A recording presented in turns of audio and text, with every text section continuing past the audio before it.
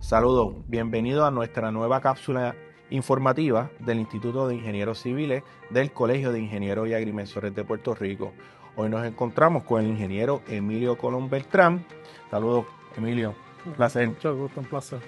Pues el ingeniero Emilio posee un bachillerato de Ingeniería Civil de la UPR de Mayagüez, recinto universitario, y posee una maestría y doctorado del Rensselaer Polytechnic Institute en el área de ambiental. El ingeniero Emilio ha colaborado a Puerto Rico pues desde el Departamento de Recursos Naturales, la Autoridad de Acueductos y Alcantarillados, ha trabajado también para el Cuerpo de Ingenieros de Estados Unidos, ha sido profesor de Mayagüez y ha sido profesor también de la Universidad Politécnica de Puerto Rico. ¿Cuántos años trabajó en el Cuerpo de Ingenieros? 30 años. 30 años. ¿Y cuántos años estuvo en Acueducto? 3 años. 3 años. Pero parecieron más. Sí, no, me imagino. Y así, antes de entrar al tema, porque el tema de hoy es hablar de infraestructura y desastres naturales, para ir haciendo un poquito de calentamiento, el proyecto así de los que usted ha trabajado en Puerto Rico, que usted diga, este es el proyecto de mayor envergadura, este es el proyecto como que más yo me tuve que fajar, o el que más te impactó como ingeniero. Yo diría que de los que se han hecho ya la realización, el proyecto del superacueducto de la costa norte, que fue un proyecto que se desarrolló en el medio del tema de la crisis de la sequía, donde no había suficiente agua por distintos problemas de acueducto. Obviamente yo no lo vi finalizado, sino que hice toda la parte de permisología, el diseño, comenzar su construcción, y el mismo, pues, aunque en aquella época se cuestionaba, el proyecto ha sido todo un éxito. Muy bien, usted dirigió la agencia, usted dirigió Acueducto cuando se estuvo haciendo el superacueducto. El superacueducto fue respuesta al tema de la sequía que vivió Puerto Rico en ese tiempo, que fue bastante fuerte, ¿no? Hubo restricciones de agua, todo ese tema. Procesos de orientar al público de qué es lo que pasaba con todo eso, que venía pues con problemas que venía la autoridad de productos de Catarina. Muy bien. Y ahora yendo al tema de infraestructura y desastres naturales,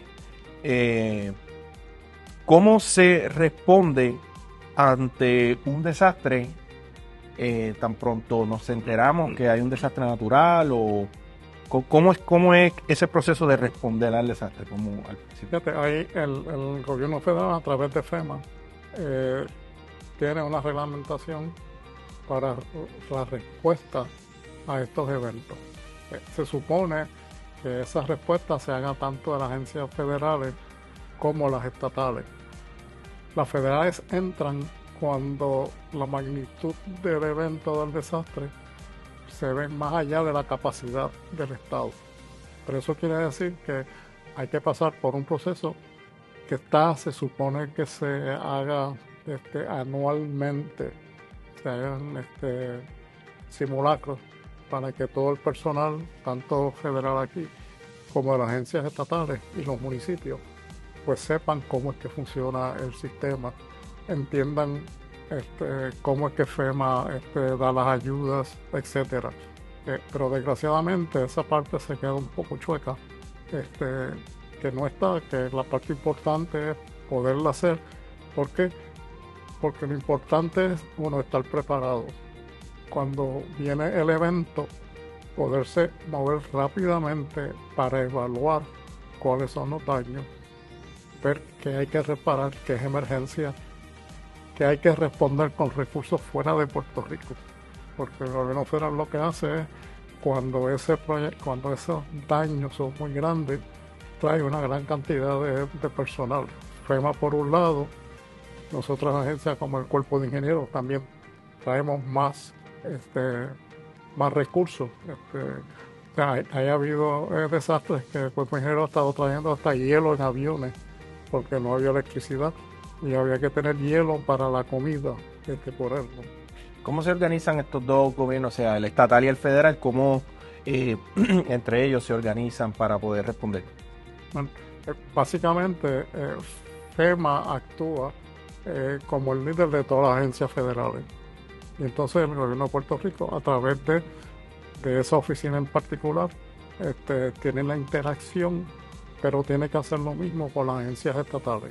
O sea, tú tienes que tener un plan donde las agencias estatales participen en ese proceso liderado por esa agencia estatal. Y a la hora del el gobierno preparar un plan, ¿cómo es que el gobierno debe ejecutar ese plan? ¿Cómo es que se inicia esa ejecución? Bueno, o sea,